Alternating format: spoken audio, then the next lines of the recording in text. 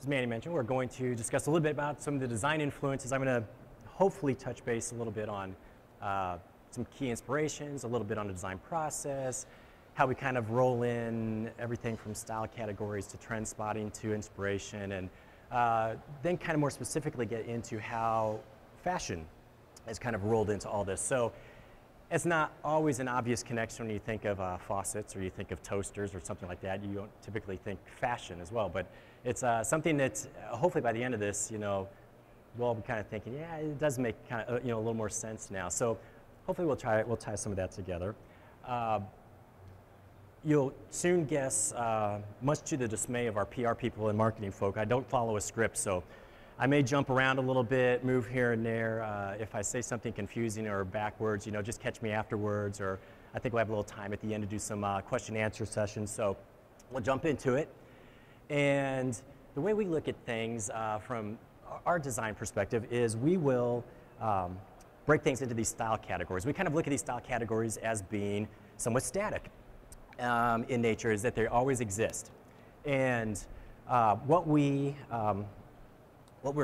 do with this is we'll show end users and consumers literally hundreds of images, and we'll kind of block them off. You know, as designers and you know, whatever form of design you're in, you know what design cues, you know, what era they come from, what architectural periods these come from, but the average, you know, end user out there just thinks more in terms of broad general terms. So we want to kind of get a sense for where their mindset is. So we'll show hundreds of images in these blocks, and we have them kind of tell us where they're at. And what we find is typically, time and time again, we'll do this every 3 to 5 years, they kind of break traditional into 2 style categories. They'll break modern or contemporary into 2 style categories, and you have this big old casual / transitional encompassing everything in the middle.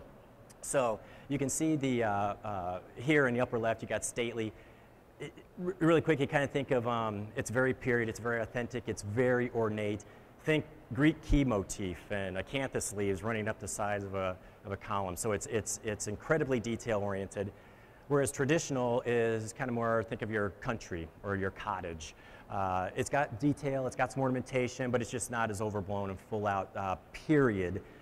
Traditional is where you're going to see a lot of, you know, the next generation designers reinterpreting you know, previous stuff, and so it's got, you know, some fresher takes in there. Casual, of course, a lot of people call it transitional. It's just this big, mushy center. If you think of it as very Pottery Barn-esque, you know, for lack of a better association right now. And then, of course, contemporary and modern. And contemporary we often call soft contemporary, because it typically involves a lot of just very organically inspired shapes, biomorphically inspired shapes.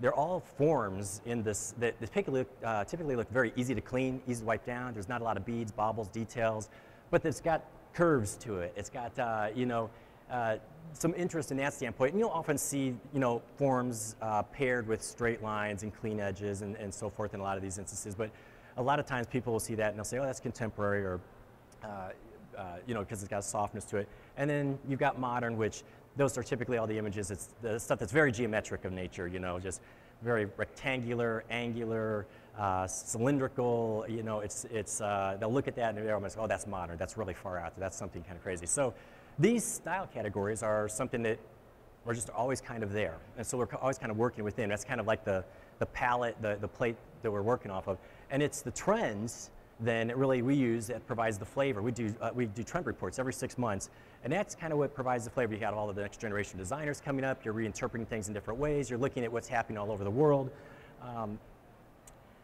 And just an example, you can see just on the left here, the studio. That's kind of the core team right there. You'll see Celine, followed by Tony, myself, and Seth there at the bottom.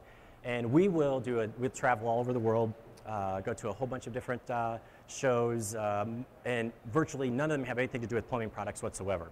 So fashion is very key for what we do and what we look at. Automotive, we do a ton of gift fairs and a lot of furniture shows, you know, because it's good to know what's happening in the master bedroom and the living rooms, because that has direct influence on what's going on in the rest of the house as well. So we study a lot of that. Now, I try and kick the team out of the country at least 2 or 3 times a year, because believe it or not, Indianapolis, Indiana is not the hotbed of design that it's cracked up to be. So I don't know what you may have heard. So it's always good to get overseas, in particular, you know, to the Asian rim and into Europe, and really we try and visit cities that are culturally significant, architecturally significant, design significant, you know, and we try and do different places, and you try and get there long enough that you can sit there and absorb a little bit, you know, sit there, have a glass of wine, just watch the people, get a sense and a feel for the vibe of that space, and you get energized, and it's like, you know, getting out of your element. It's so nice to just be able to do something different, and that's where all the inspiration comes in. And of course, you're taking thousands of pictures, and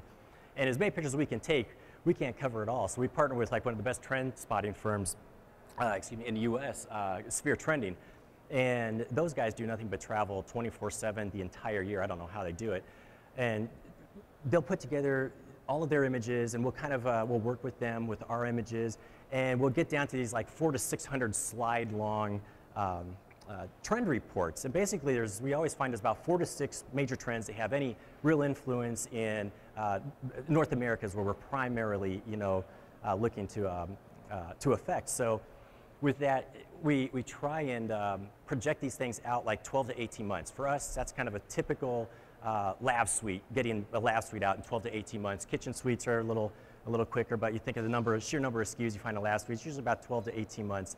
So we want to project these things out so that when we're finally launching, you know, we go from napkin sketch and we're launching this, that this is going to be at the top of this trend curve. You know, these things are going to be hitting, these design keys are going to be hitting. And so as a part of all of that, getting out, seeing new things, the whole idea of inspiration comes from, like, we're taking all these photographs, and so they go into this larger trend report, but you're really inspired by certain little details. It could be something from an architectural or you know, a handprint in a cement that somebody put there, you know, many years ago, or graffiti or whatever it may be, and something that gets that designer thinking. And that's the thing that right away you always carry like a little pad or something. You'll do some little doodle that you're the only one who knows what that means, right? You showed it to anybody else, they've got no clue what that is. It probably looks like a piece of trash that you probably throw away. So you get inspired by some of these different things. These are just some of the various images, like you got a dress from Jason Wu coming down the runway, and some other photographs that we've taken from various trips. And so how we incorporate those trends, and I'm just going to hit these briefly for you guys, just kind of show you kind of what we're tracking right now.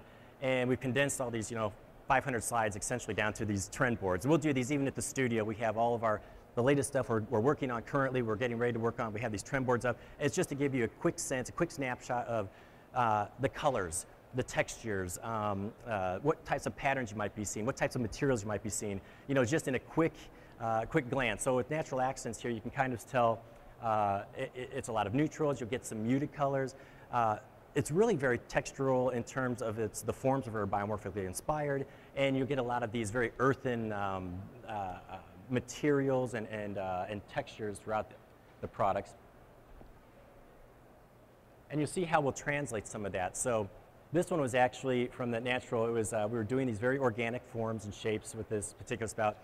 This one was actually derived originally from runway models. When we first started getting into fashion, we hadn't really thought about it. We started looking at some of this stuff. And one of the things, if you've ever watched fashion, you know, these models go down the runway, it's kind of ridiculous right there. I don't know how they walk. Hips are forward, shoulders are back, and they walk like this in ungodly tall heels, right? And then they get to the end of the runway and they do this. You know, it's just, and we started joking about that. It's like, that's like a woman with an attitude. And so one of the designers at the time started sketching up these forms.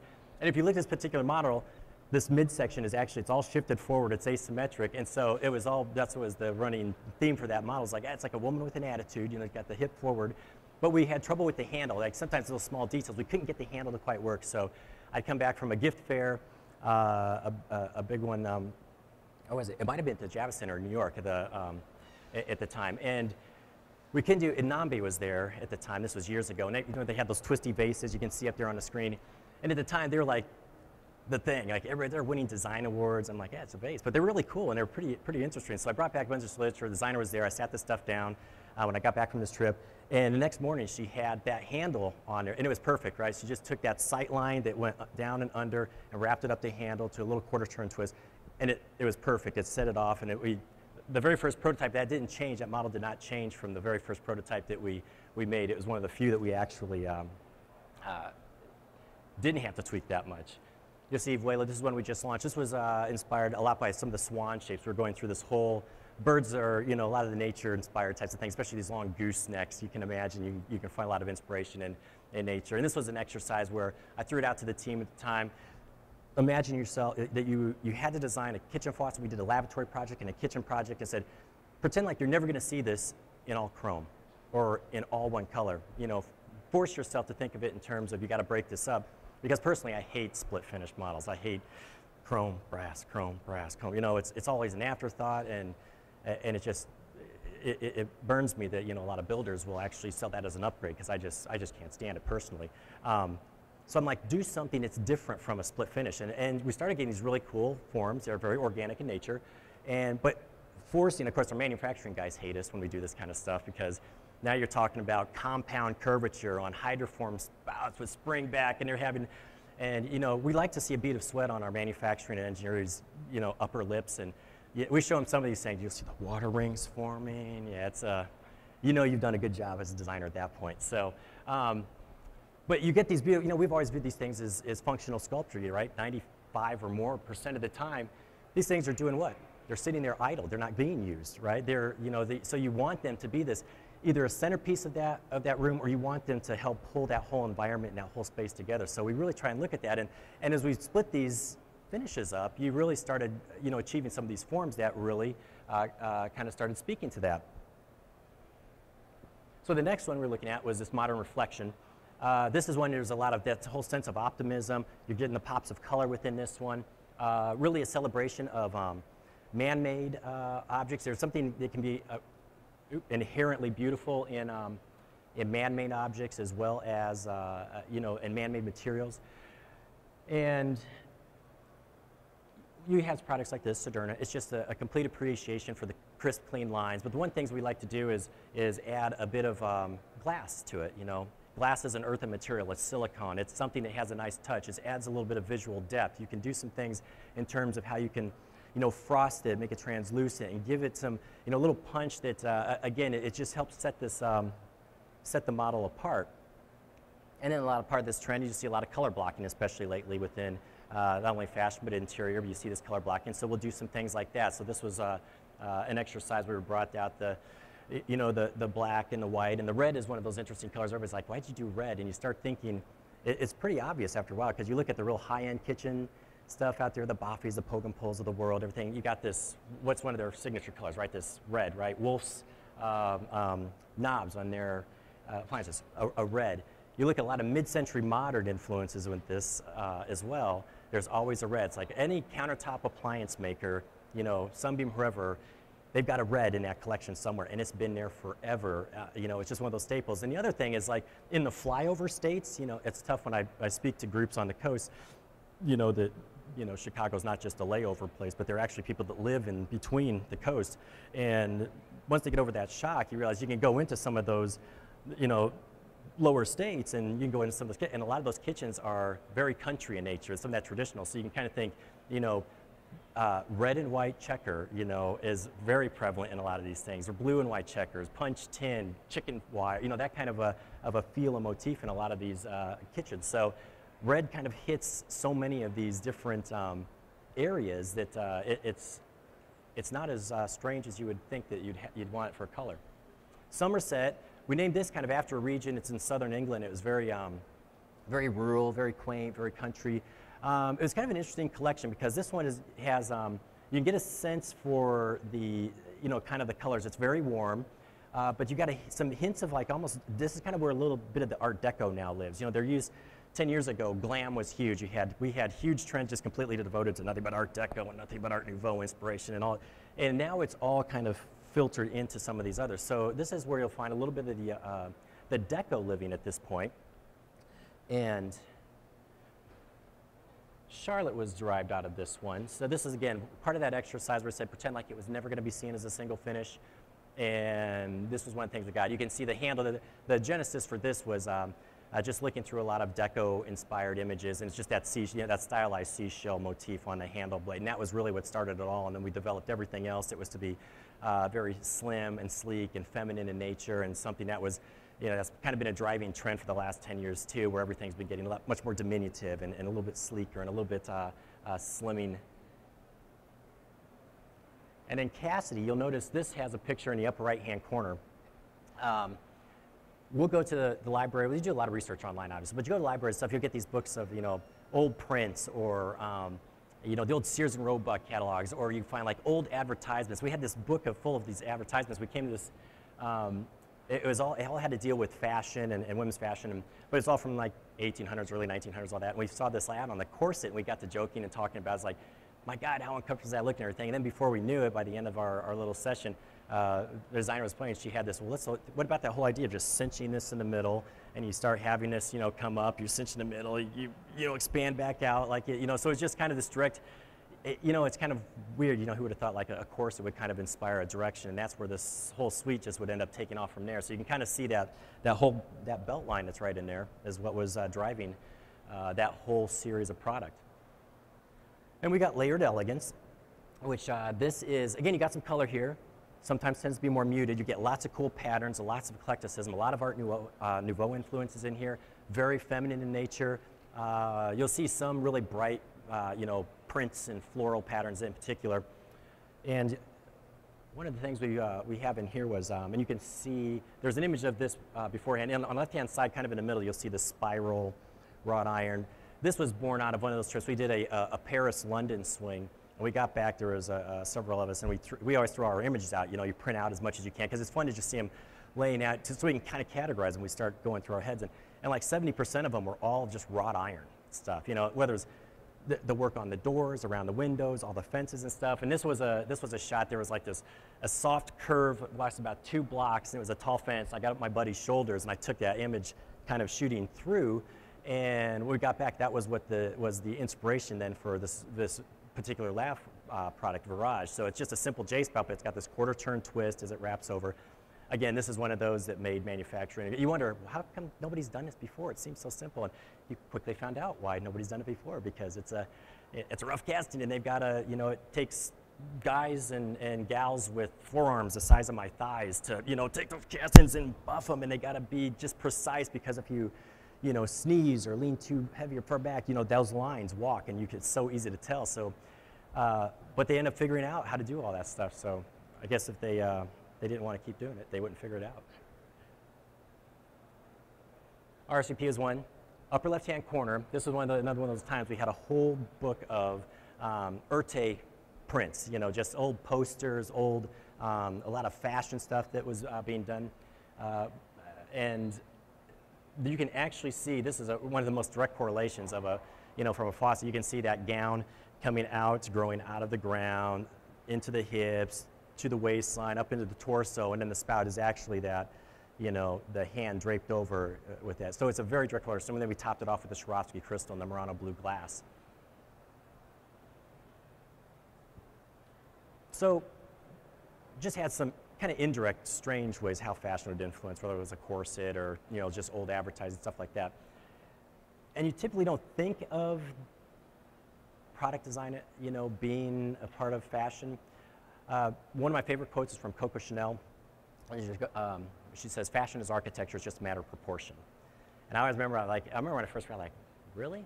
I guess that does make makes some sense, when you really stop to think about it. So, what you find is, when you really started looking at this, you really started thinking about how does fashion relate, you are going after a person usually. If fashion is, it's like a lifestyle, right? It is, you're buying into a lifestyle, or your fashion itself is a projection of yourself, or it could be aspirational, or maybe it is a reflection of who you are, but it's something, and if you're concerned about that, like how you're perceived, how you're projecting yourself to the world, what we found is those type of people also, they're the kind of people who would believe like your car is the largest thing you wear. It's also that they care about what's in their homes. They view their homes and these home interiors as an extension of themselves as well.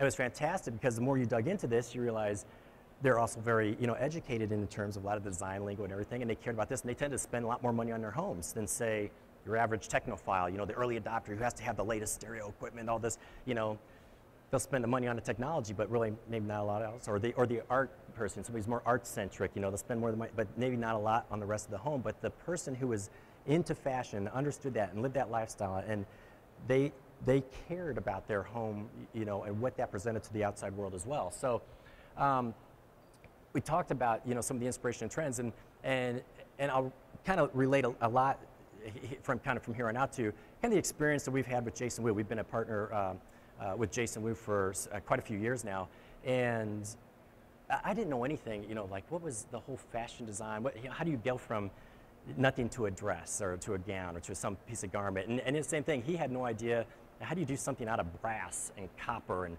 you know, and the first time we really met and we're going through the studio, it was pretty fun because we started talking about, you know what you found out? It's design.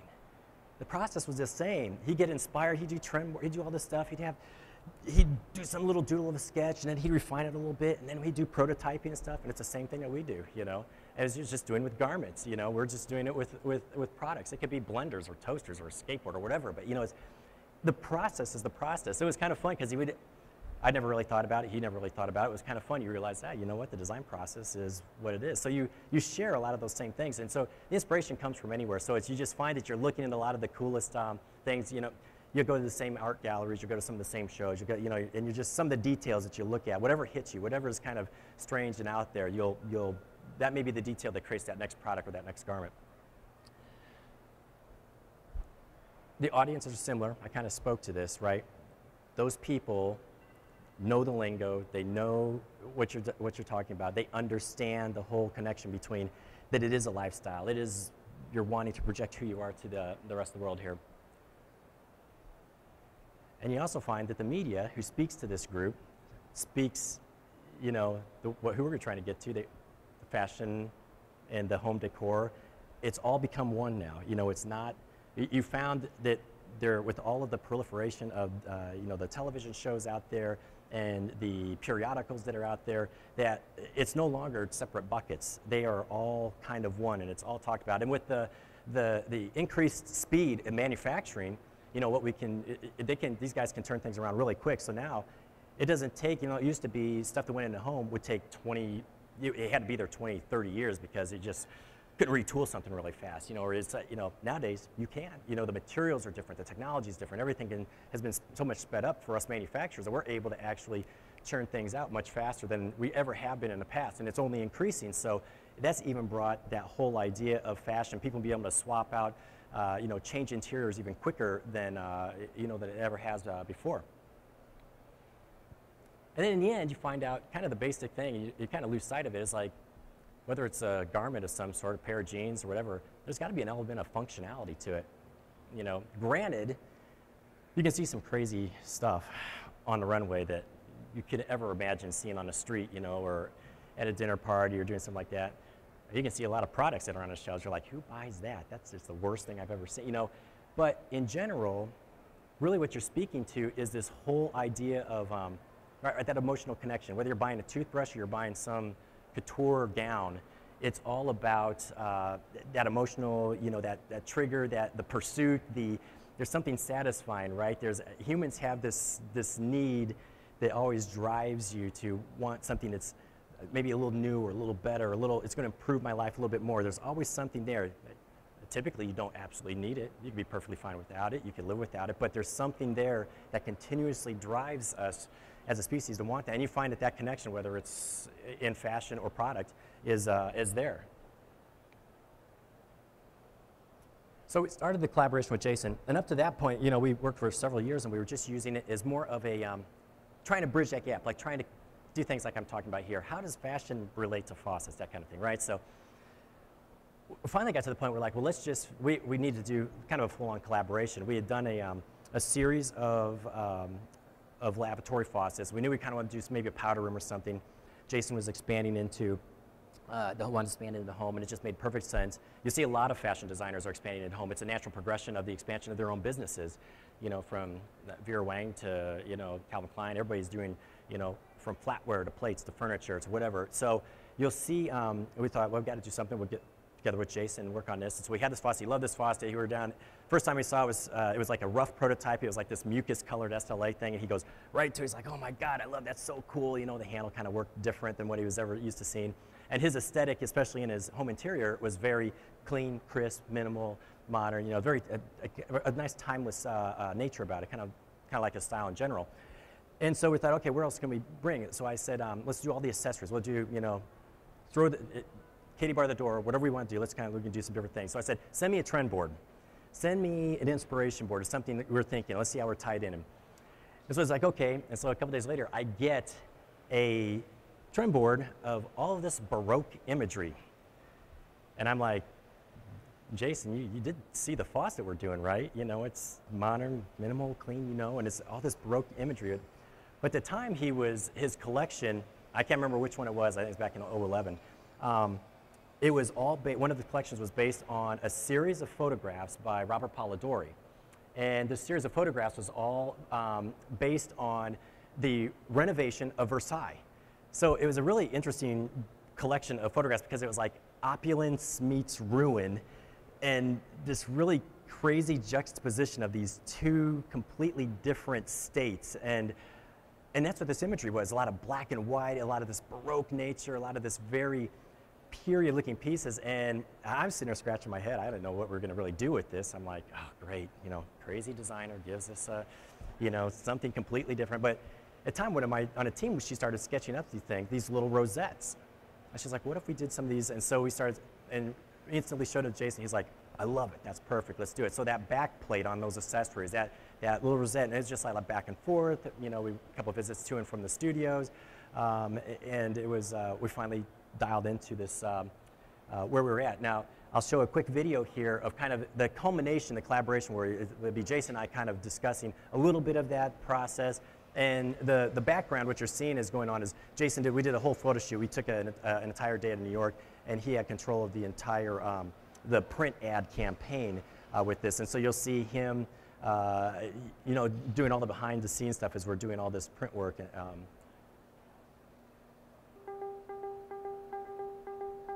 Design impacts every aspect of our lives. I always want the product to speak for itself, and I always want my clothes to speak for themselves. I'm Jason Wu, and I'm a fashion designer. I've been working with Brizo for a long time.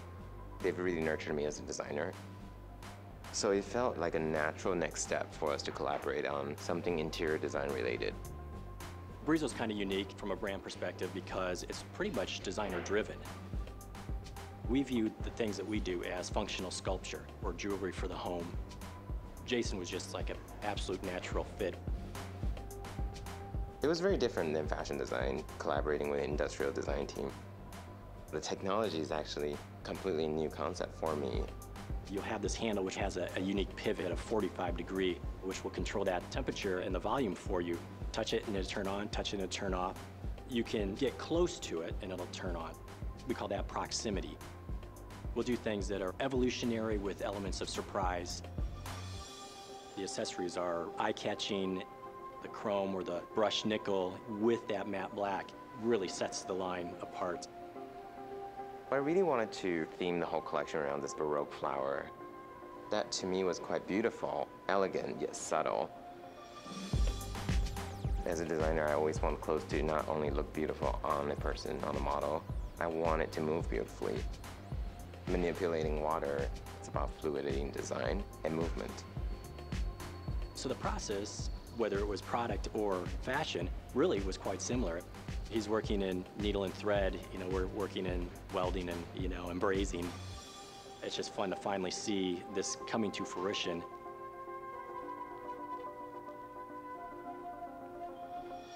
The end result was really great because it mixes this old world aesthetic into modern technology. I wanted to bring a little bit of softness.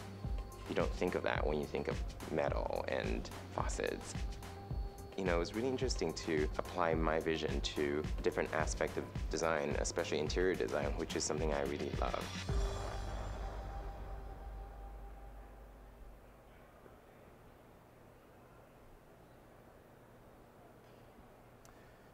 So that was the culmination of that collaboration with Jason. Like I said, maybe what I just said was just like, I don't know what you said, Judd. Nothing made sense. But hopefully, it's not. If you leave leave here at all today, there's something that you can see. It's not a huge disconnect between where fashion world is and where interior design is at this point and product design is, because it's all being rolled into one at this juncture, and it's pretty exciting because you're seeing fashion people getting into product and interior. You're seeing interior and furniture people getting into fashion and other areas. So there's a lot of crossover happening, and it's really exciting when you see everything going on with this stuff. So I know I'm out of time. This is like a world record for me, because if you ask anybody who knows me talking about design in a half hour or less is almost impossible. So, but they told me, they were adamant. I think I'm right at time. Feel free to grab me. I'll be wandering around here for a little bit later. If you guys have other questions, thoughts, you know, give me an ear. I love to talk, so give me a shout. Any questions right now, I guess, real quick? Nothing? All right, well, thanks, guys. Appreciate the attention.